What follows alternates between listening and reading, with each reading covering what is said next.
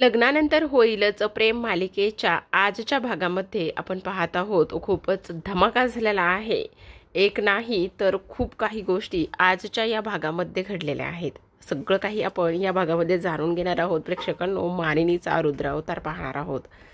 इथे काव्या तिच्या खोलीमध्ये जीवा आणि तिचा फोटो जाळत असते, तेव्हा मानिनी तिथे येते आणि मानिनी तिथे आल्याबरोबरच तो फोटो हातातून काढून घेते आणि फोटो हातातून काढून घेतल्याबरोबर काव्याच्या सनकन एक कानाखाली वाजवते।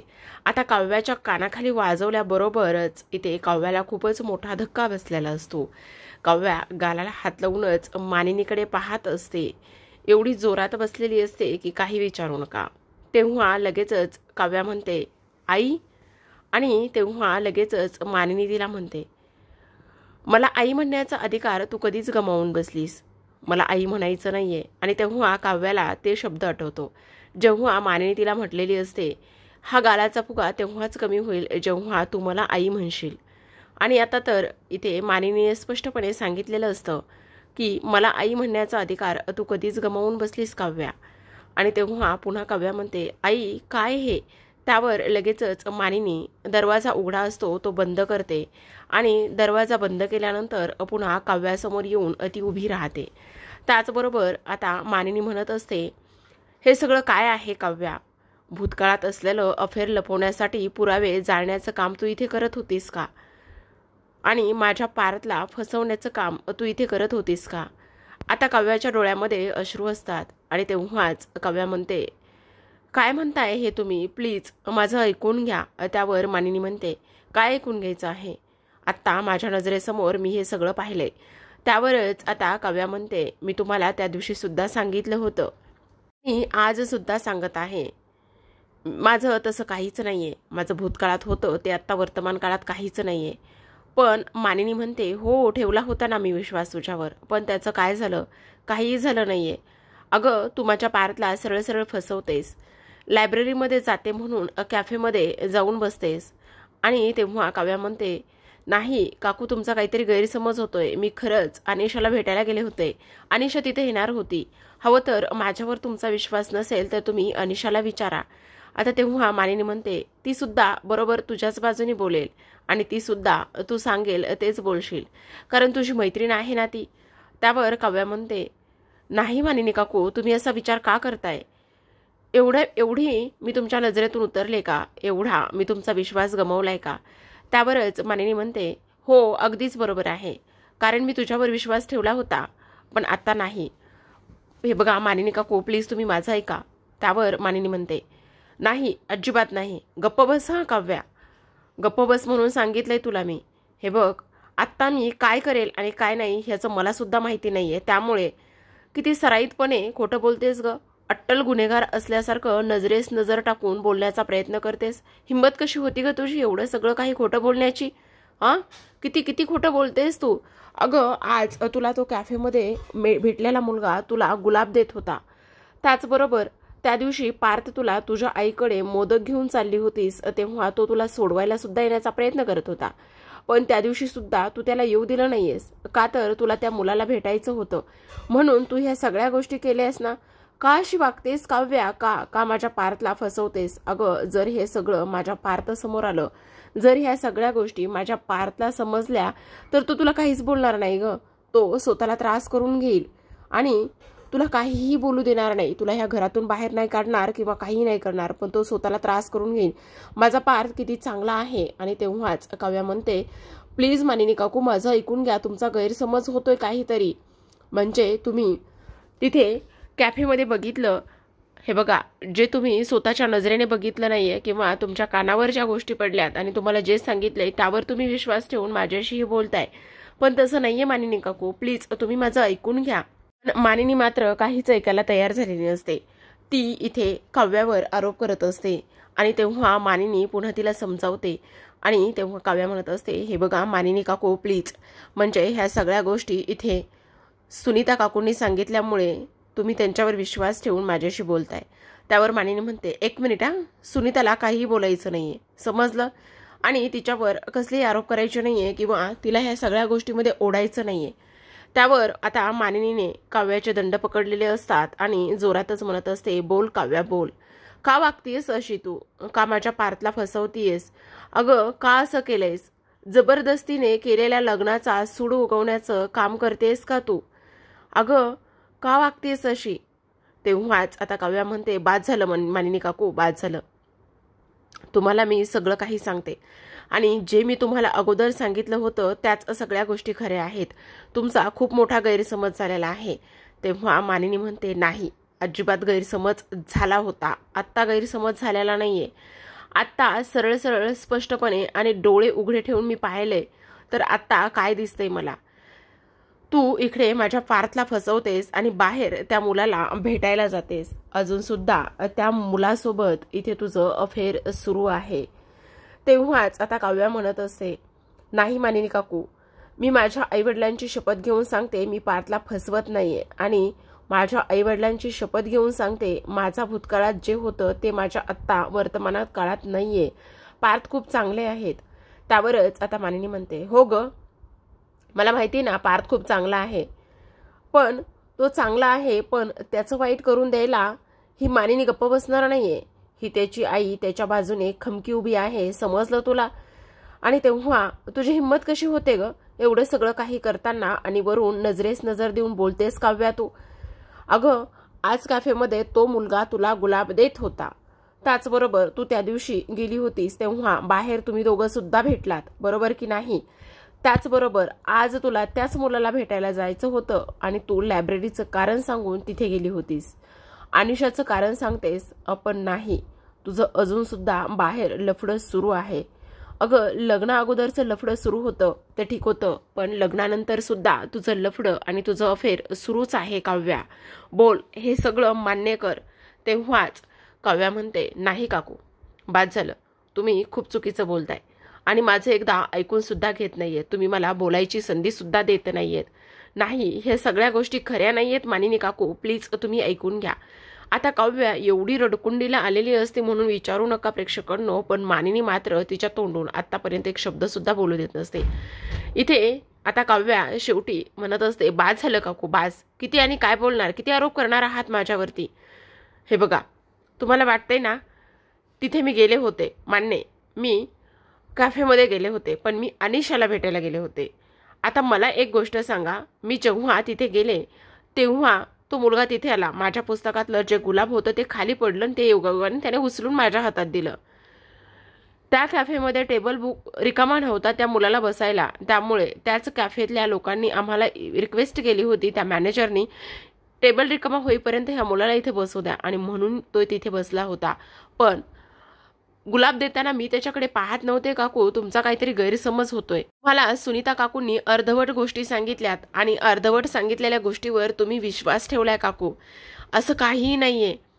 आणि त्या दिवशी सुद्धा मी गेली होती बाहेर, मी मोदक द्यायला गेली होती आईबाबांना, पण योगायोगाने माझी ओढणी डिक्कीत अडकली होती आणि तेव्हा तो मला तिथे भेटलाय. हे सुद्धा तेवढंच खरं आहे, असं आता इथे काव्या बोलत असते. त्याचबरोबर इथे मानिनी म्हणते, नाही, तू अजून सुद्धा खोटंच बोलतेस. त्यावरच काव्या म्हणते, नाही मानिनी काकू, माझ्यावर विश्वास ठेवा प्लीज. तेव्हा मानिनी म्हणत असते, नाही, तू माझ्या पार्थला फसवतेस ना, तू आत्ताच्या आत्ता हे घर सोडून जायचंयस, आत्ताच्या आत्ता ह्या घरातून बाहेर जायचंयस. ह्या घरामध्ये राहण्याचा तुझा काहीच हक्क नाहीये. आता तेव्हाच काव्या म्हणते, नाही, तुमचा गैरसमज झालाय आणि तुम्हाला चुकीच्या गोष्टी सांगण्यात आलेल्या आहेत. सुनीता काकूंनी जे दिसलंय ते सांगितलंय, पण जेव्हा तो गुलाब देत होता तेव्हा ना मी त्याच्याकडे पाहत होते ना तो माझ्याकडे पाहत होता.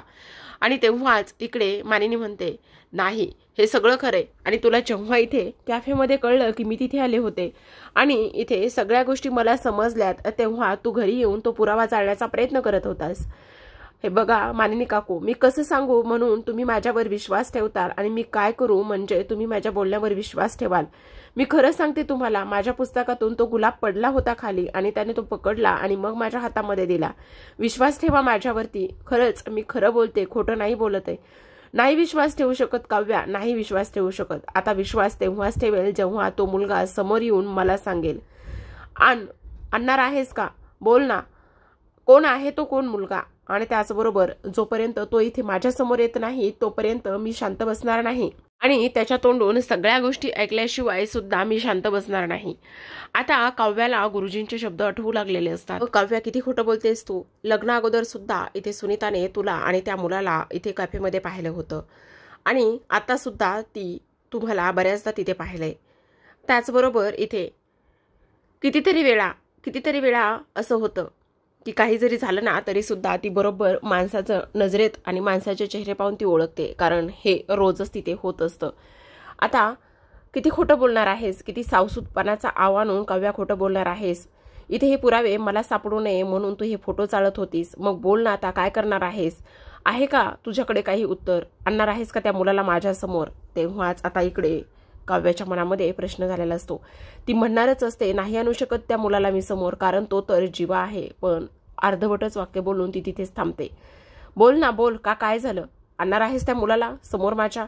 आता जोपर्यंत तो मुलगा इथे माझ्या समोर येऊन सगळं काही खरं सांगत नाही तोपर्यंत मी विश्वास ठेवणार नाही. तेव्हाच काव्या म्हणत असते, म्हणजे गुरुजींनी सांगितलेलं चक्रव्यूह हे आहे मला सांगायचं आहे, पण मी ते सांगू शकत नाही.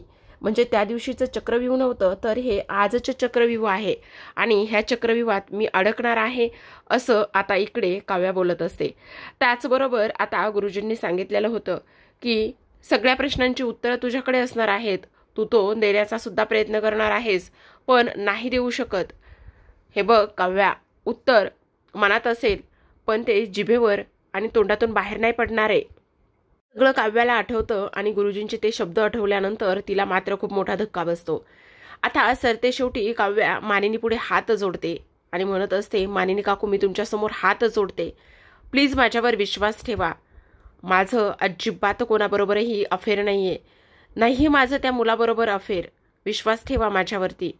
आणि तेव्हाच आता मानिनी म्हणत असते, नाही ठेवू शकत विश्वास, तुझ्यावर विश्वास ठेवू शकत नाही जोपर्यंत तू सिद्ध करत नाहीस की तुझं बाहेर अफेअर नव्हतं किंवा तुझं आत्ता इथे अफेअर सुरू आहे, हे जोपर्यंत तू सिद्ध करत नाहीस तोपर्यंत मी तुझ्यावर विश्वास ठेवणार नाही. आता काव्या खूपच मोठ्या पेचात अडकलेली असते, सांगू शकत नसते.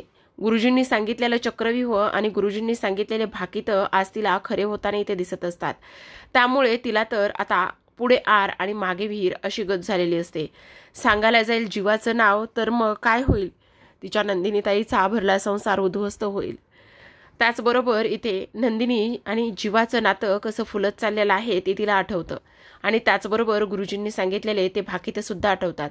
त्यामुळे तिच्या मनामध्ये विचार येतो, मी नाही ह्या सगळ्या गोष्टी इथे मानिनी काकूंना सांगू शकत. काय करू, कसं सांगू की माझं तुमच्या दुसऱ्या बारक्या धाकट्या मुलावरच जीवापाड प्रेम होतं? कसं सांगू मी, काय करू? हा विचार आता काव्याला खूप जास्त त्रास देऊ लागलेला असतो. पण तरी सुद्धा मानिनी शांत बसत नाही. मी म्हणत असते, नाही, मी तुला माझ्या पारच्या जवळ सुद्धा जाऊ देणार नाही, मी तुला माझ्या पारला फसवू देणार नाही. त्यामुळे तू आत्ताच्या आत्ता हे घर सोडून निघून जायचं आहेस. ह्या घरात तुझा राहण्याचा काहीच हक्क नाहीये.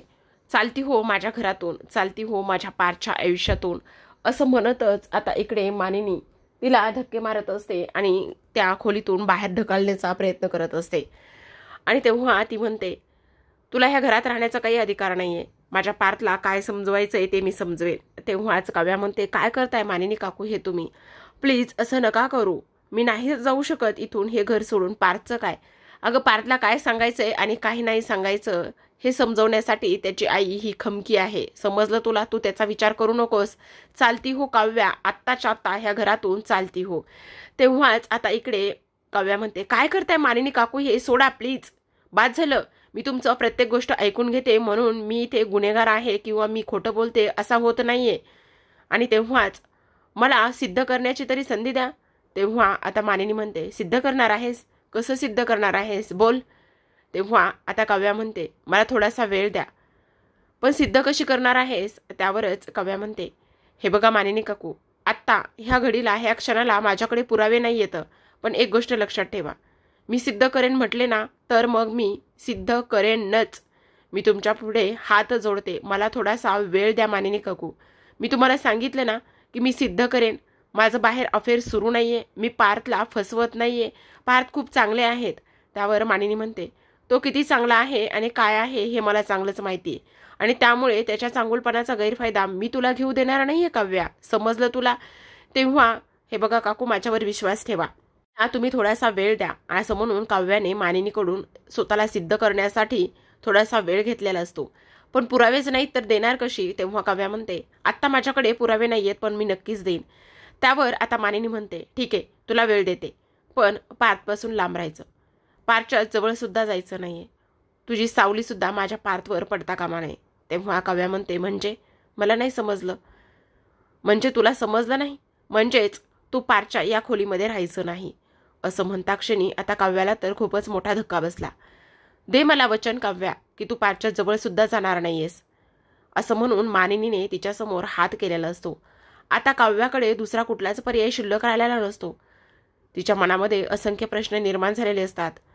एवढे काळजी घेणारे पार्थ, तिच्यावर एवढा जीवापाड प्रेम करणारे पार्थ, आणि आज मानिनी तिच्याकडून असं वचन घेत आहे की इथे तू पार्थकडून दूर राहायचेस, पार्थपासून दूर जायचेस. काय करेल काव्य आता? देईल का वो वचन प्रेक्षकांनो? पण नाही ना, तेवढ्यातच आपल्या मजनूची एंट्री झालेली असते, तो म्हणजेच पार्थ. दरवाजा वाजतो आणि दरवाजा वाजल्याबरोबर मानिनी डोळे पुसते, काव्या डोळे पुसते आणि मानिनी दार उघडायला बाहेर जात असते. आता दारापाशी गेल्यानंतर इकडे लगेचच पार्थच्या हातामध्ये 2-3 बॅगा असतात, ज्या की इथे ते खूपच आनंदात आलेला असतो आणि सरप्राईज म्हणून जोरातच ओरडतो. आता त्याला वाटतं की काव्या असेल समोर. आता हातामधल्या पिशव्या आणि त्यासोबत मानिनी समोर आणि काव्या इकडे अशी उभी. हे सगळं थोडंसं त्याच्याकरिता थोडंसं विचित्रच होतं. आणि तेव्हाच आता पार्थ म्हणत असतो, आई तू इथे? काय झालेलं आहे? आणि तुमचे चेहरे असे का दिसत आहेत? आणि तुम्ही हे दरवाजा बंद करून काय करत होतात? तेव्हा आता दोघी सुद्धा थोड्याशा सावरतात. तर पार्थ तिकडे काव्याकडे पाहतो, पण काव्या मात्र त्याच्या नजरेला नजर देऊ शकत नसते. आता लगेचच मानिनी म्हणते, अरे काही नाही, थोडंसं बोलायचं होतं ना. मग काय आहे ना, आमच्या दोघींमधलं सिक्रेट आहे आणि आमच्या दोघींमधलं सिक्रेट बाहेर जाऊ नये म्हणून दरवाजा बंद केला होता. नक्की ना आई? का दरवाजा बंद करून माझ्या बायकोला त्रास देत होतीस, का जाच करत होतीस? असं म्हटल्यानंतर मानिनी थोडीशी शांत पडते. तेव्हाच पार्थ म्हणतो, अगं मी गंमत करत होतो गो आई, मला माहिती ना माझी आई माझ्या बायकोला त्रास देणार नाही म्हणून. लगेचच आता इकडे मात्र मानिनी म्हणते, नाही रे बाबा, आता काय आहे ना, आता काव्याची खूप मोठी एक्झाम आहे, त्याचबरोबर तिला खूप अभ्यास करायचा असतो, त्यामुळे थोडंसं डिस्कस करत होतो. आणि काय आहे ना, काव्या आता गेस्ट रूममध्ये शिफ्ट होणार आहे, म्हणजे तिला डिस्टर्ब व्हायला नको ना, म्हणून तिचा अभ्यास करायचा आहे आणि तिला इकडे IAS व्हायचं आहे ना, तुझी अशी इच्छा आहे ना. तेव्हाच पार्थ म्हणतो, हो ते सगळं खरं आहे, पण काव्याकडे पाहतो आणि म्हणतो, माझा त्रास होतोय तुम्हाला घोरण्याचा? नाही रे, तुझ्यामुळे कोणालाही काही त्रास होत नाहीये, पण तिच्यामुळे तुला डिस्टर्ब होऊ शकतं ना, म्हणूनच. म्हणजे काय आहे ना, तिचा अभ्यास आणि त्या सगळ्या काही गोष्टी, त्याच्यामुळे तिचं आता जागरण वगैरे सगळं काही होणार आहे ना, त्यामुळे ती गेस्ट रूममध्ये शिफ्ट होणार आहे. असं म्हणता क्षणी आता इकडे काव्याला खूप मोठा धक्का बसतो. तिच्याकडे कुठलाच पर्याय शिल्लक राहिलेला नसतो. त्याचबरोबर पार्थला तर हे खूपच जास्त अनपेक्षित असतं, कारण काव्या गेस्ट रूममध्ये जाणार आणि ते सुद्धा मानिनी म्हणते म्हणून.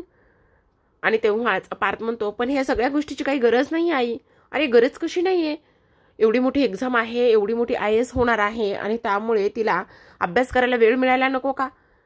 आणि तसंही हे बघ, आता थोडेच दिवस बाकी आहेत ना, आणि थोडेच दिवस बाकी असल्यामुळे आता तिला जाऊ देत गेस्ट रूममध्ये अभ्यास करण्यासाठी. जाशील ना ग काव्या? असं आता इथे मानिनी बोलत असते. ह्या सगळ्या गोष्टी मानिनीने बोलल्यानंतर आता काव्याकडे कुठलाच पर्याय शिल्लक राहिलेला नसतो.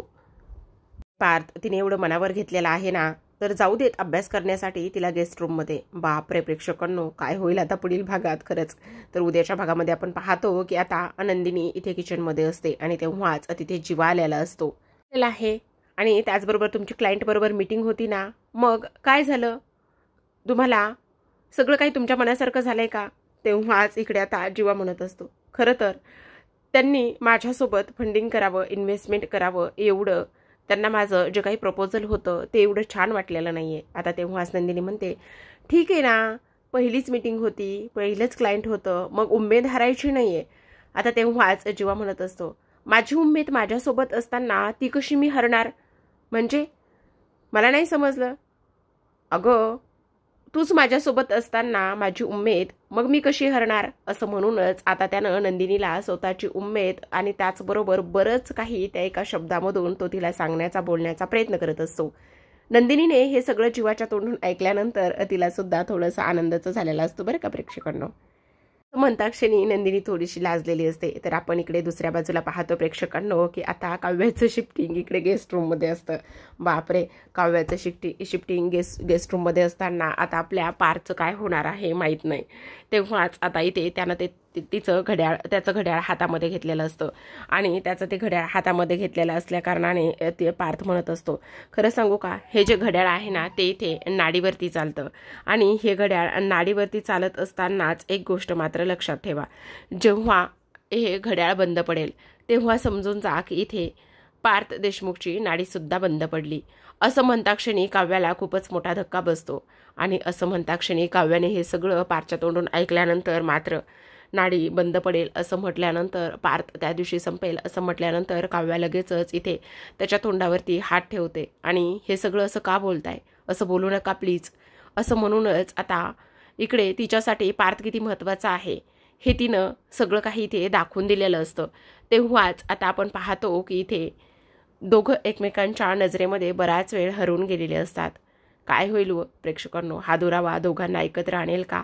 त्याचबरोबर आपली काव्या कशा पद्धतीने तिचं हे सगळं काही तिच्यावर केलेले आरोप आणि सगळं कसं सिद्ध करेल, मानिनीसमोर सगळं सत्य कसं आणेल, त्या गुलाबाचं रहस्य इथे ते गुलाब दुसरं तिसरं कोणी नाही तर पार्थने दिलं होतं, हे सगळं ती कसं मानिनीला सांगेल, पाहूयात येणाऱ्या पुढील काही भागामध्ये. तोपर्यंत तुम्ही पाहत राहा लग्नानंतर होईलच प्रेम.